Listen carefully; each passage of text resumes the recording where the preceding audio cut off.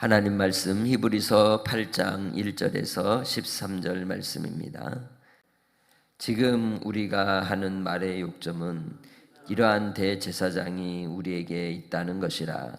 그가 하늘에서 지극히 크신 이의 우표자 우편에 앉으셨으니 성소와 참 장막에서 섬기는 이시라. 이 장막은 주께서 세우신 것이요 사람이 세운 것이 아니니라. 대제사장마다 예물과 제사 드림을 위하여 세운 자니 그러므로 그도 무엇인가 드릴 것이 있어야 할지니라. 예수께서 만일 땅에 계셨더라면 제사장이 되지 아니하셨을 것이니 이는 율법을 따라 예물을 드리는 제사장이 있음이라. 그들이 섬기는 것은 하늘에 있는 것의 모형과 그림자라. 모세가 장막을 지으려 할 때에 지시하심을 얻음과 같으니 이르시되 삼가 모든 것을 산에서 내게 보이던 본을 따라 지으라 하셨느니라. 그러나 이제 그는 더 아름다운 직분을 얻으셨으니 그는 더 좋은 약속으로 세우신 더 좋은 언약의 중보자시라. 첫 언약이 무흠하였더라면 둘째 것을 요구할 일이 없었으려니와 그들의 잘못을 지적하여 말씀하시되 주께서 이르시되 볼지어다 날이 이르리니 내가 이스라엘 집과 유다 집과 더불어 새 언약을 맺으리라. 또 주께서 이르시기를 이 언약은 내가 그들의 열조의 손을 잡고 애굽 땅에서 인도하여 내던 날에 그들과 맺은 언약과 같지 아니하도다. 그들은 내 언약 안에서 머물러 있지 아니하므로 내가 그들을 돌보지 아니하였노라. 또 주께서 이르시되 그날 후에 내가 이스라엘 집과 맺을 언약은 이것이니 내 법을 그들의 생각에 두고 그들의 마음에 이것을 기록하리라. 나는 그들에게 하나님이 되고 그들은 내게 백성이 되리라. 또 각각 자기 나라 사람과 각각 자기 형제를 가르쳐 이르기를 주를 알라 하지 아니할 것은 그들이 작은 자로부터 큰 자까지 다 나를 알미라. 내가 그들의 불의를 긍휼히 여기고 그들의 죄를 다시 기억하지 아니하리라 하셨느니라. 새 언약이라 말씀하셨음에 첫 것은 낡아지게 하신 것이니 낡아지고 쇠하는 것은 없어져 가는 것이니라. 아멘. 히브리서를 통해서 예수님이 어떤 분인가를 두 가지로 중요하게 설명하는 것은 그는 하나님의 아들이라는 것과 그는 영원한 대제사장이라는 것을 우리에게 가르쳐 줍니다. 하나님의 아들이심과 영원한 대제사장이심을 드러냄으로써 예수 그리스도 아니고선 구원이 없으며 예수 그리스도가 영원한 우리의 생명의 주가 되심을 소개하는 것이죠. 그래서 8장에서 그리스도의 섬김 그리고 예수 그리스도로 말미암아 이루어진 그 언약이 구약의 제사장이나 또 구약에 세워졌던 옛 언약과는 비교할 수 없는 영원한 것이고 완전한 것임을 이야기하는 것입니다. 우리 주님은 하나님의 보좌 우편에 앉아 계십니다. 은혜의 보좌, 주권의 보좌로 일컬어지는 하나님의 보좌 우편은 예수 그리스도께서 통치하심의 놀라운 역사를 소개하는 부분이죠. 이 보좌에 앉으신 예수 그리스도를 누구로 소개합니까? 대제사장으로 소개하고 있는 겁니다. 그리고 이 대제사장이신 예수님은 하늘 보좌에서 천국 보좌에서 무엇을 하시는 분으로 2절은 얘기합니까? 성소와 참 장막을 섬기는 이시다라고 얘기하고 있는 거죠. 왜 성소와 참 장막을 섬기는 분이실까요? 그것은 이 성소의 주인이고 또한 세우신 분이라고 말씀하고 있는 겁니다.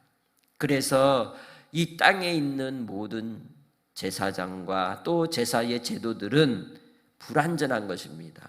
그래서 날마다 죄가 생각날 때마다 죄를 속량하기 위해 제사를 드렸지만 그것은 온전한 것이 되지 못하였고 제사장도 역시 자기 자신의 죄 때문에 그리고 하나님께 나아갈 때 예물과 제사의 드림이 필요했던 것입니다.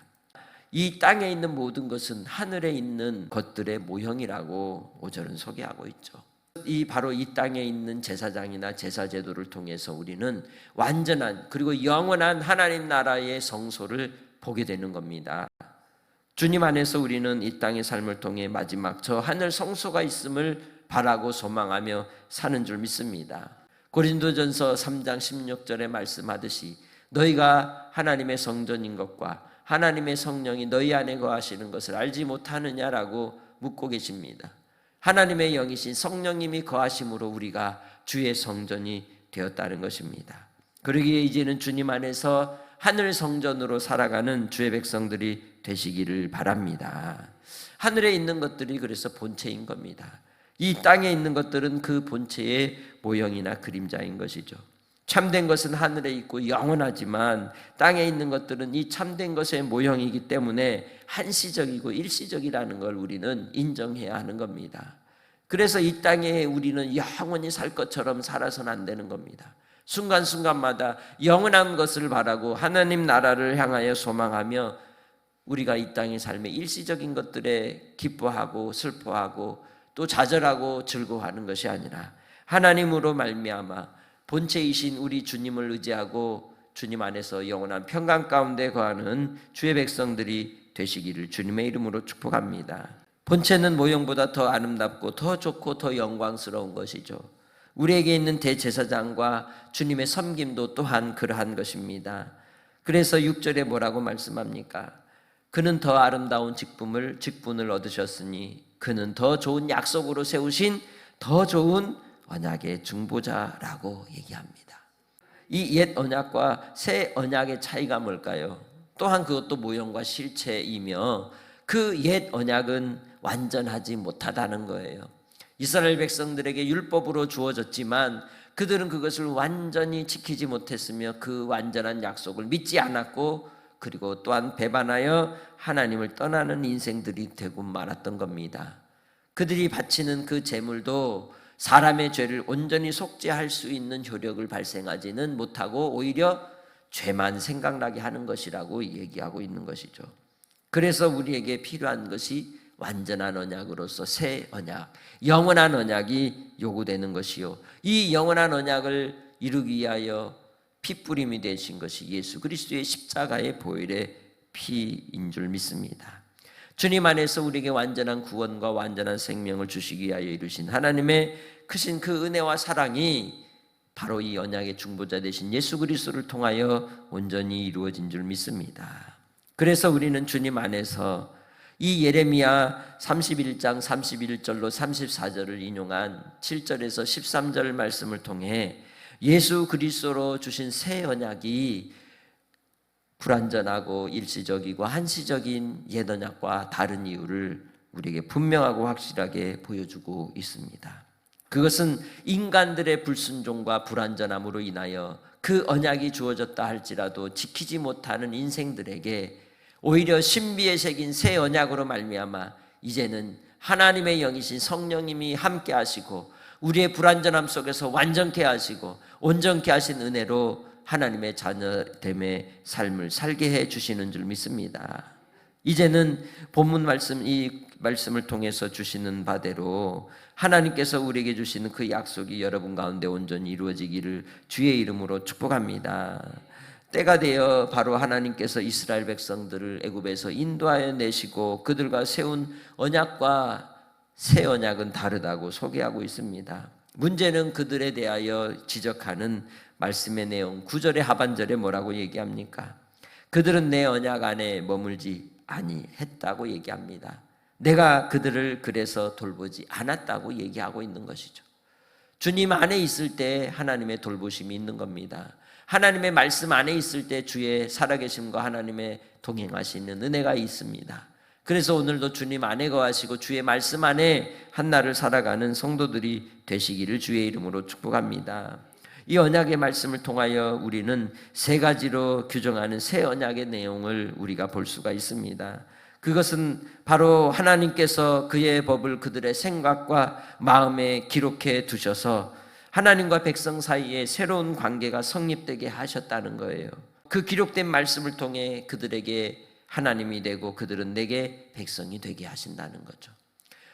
하나님의 말씀이 우리의 심령에 새겨진 그 인치심으로 말미암아 이제는 우리가 하나님의 자녀로 증거되고 증명되어 살아간다는 것입니다.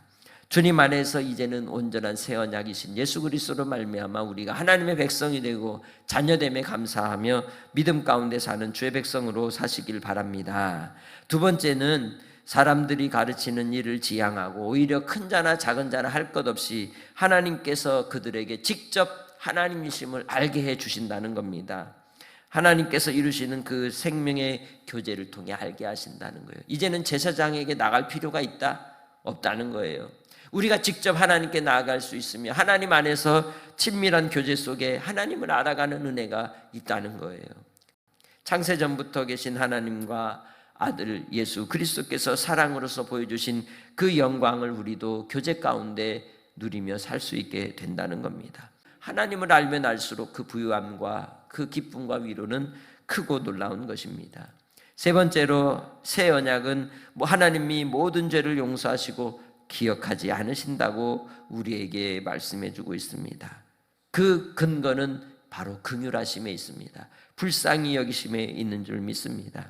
우리로 하나님께서 죄의 사함의 은혜를 주신 이유가 뭘까요?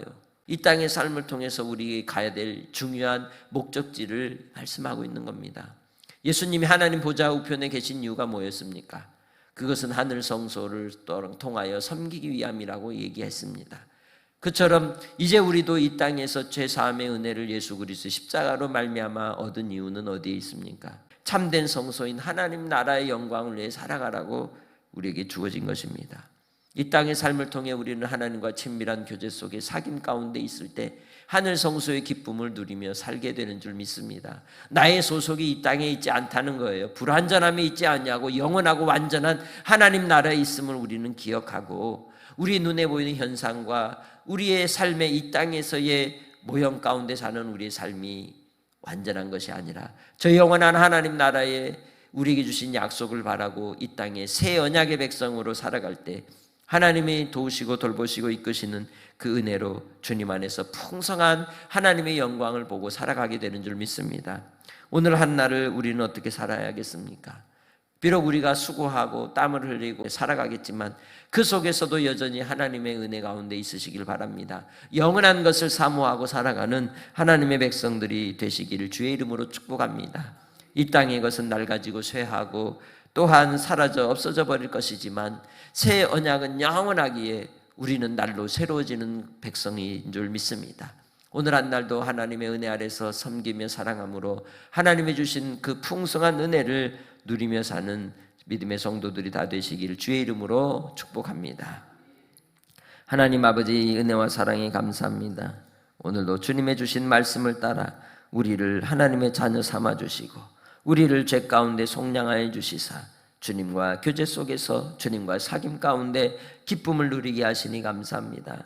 어떤 형편이든지 아버지 하나님의 나라의 하늘 성소를 향한 삶으로 살아가게 하시고 우리 마음의 기쁨과 평강이 빼앗기지 않도록 항상 깨어있는 백성들이 다 되게 하여 주시옵소서.